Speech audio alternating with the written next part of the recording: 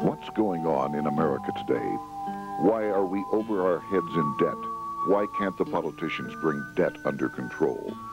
Why are so many people, often both parents now, working at low-paying, dead-end jobs and still making do with less?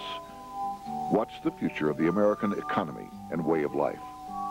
Why does the government tell us inflation is low when the buying power of our paychecks is declining at an alarming rate? Only a generation ago, bread was a quarter, and you could get a new car for $19.95. Are we headed into an economic crash of unprecedented proportions? One which will make the crash of 1929 and the Great Depression which followed look like a Sunday school picnic. If so, can we prevent it? And what can we do to protect our families? Reliable experts say a crash is coming. They also say that there are simple, inexpensive things anyone can do to protect their families, to keep food on the table and a roof over our heads, even in the worst of times. But to do that, we have to understand why the crash is coming, who's behind it, what they want, and how the perpetrators plan on protecting their families. Armed with this knowledge, any of us can ride out the coming storm. Larry Bates was a bank president for 11 years. As a member of the Tennessee House of Representatives, he chaired the Committee on Banking and Commerce. He's also a former professor of economics and the author of the best-selling book, The New Economic Disorder. I can tell you right now that there is going to be a crash of unprecedented proportions. A crash like we have never seen before in this country. The greatest shock of this decade is that more people are about to lose more money than at any time before in our history. But the second greatest shock will be the incredible amount of money just a relatively small group of people will make at exactly the same time. You see, in periods of economic upheaval, in economic crisis, wealth is not destroyed. It is merely transferred.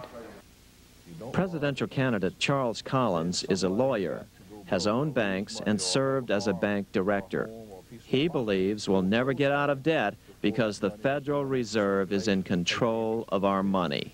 Right now, it's perpetuated by the Federal Reserve, making us borrow the money and from them at interest to pay the interest that's already accumulated. So we cannot get out of debt the way we're going now. Economist Henry Pasquet is a tenured instructor in economics. He agrees the end is near for the U.S. economy. Not when you're adding, roughly round terms, $1 billion a day. We just can't go on. We had less than $1 trillion of national debt in 1980. Now it's approximately $5 trillion, 5 times greater in 15 years. It doesn't take a genius to realize that this just can't go on forever. The problem is that since 1864, we've had a debt-based banking system. All our money is based on government debt. We cannot extinguish government debt without extinguishing our money supply. That's why talk of paying off the national debt without reforming our banking system is an impossibility. That's why the solution does not lie in discussing the size of the national debt, rather it lies in reforming our banking system. This is the Federal Reserve headquarters in Washington. It sits on this very impressive address, right on Constitution Avenue, right across from the Lincoln Memorial. But is it federal? Is it really part of the United States government? Well, what we're about to show you is that there's nothing federal about the Federal Reserve, and there are no reserves. The name is a deception created back before the Federal Reserve Act was passed in 1913 to make Americans think that America's central bank operates in the public interest. The truth is that the Federal Reserve is a private bank owned by private stockholders and run purely for their private profit.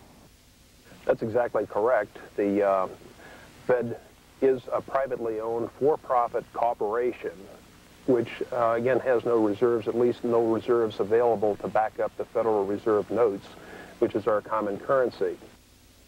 Oh, absolutely. The Federal Reserve is neither federal and has doubtful reserves. It's a private bank that is owned by member banks And it was chartered under the guise of deceit by an act of Congress in 1913.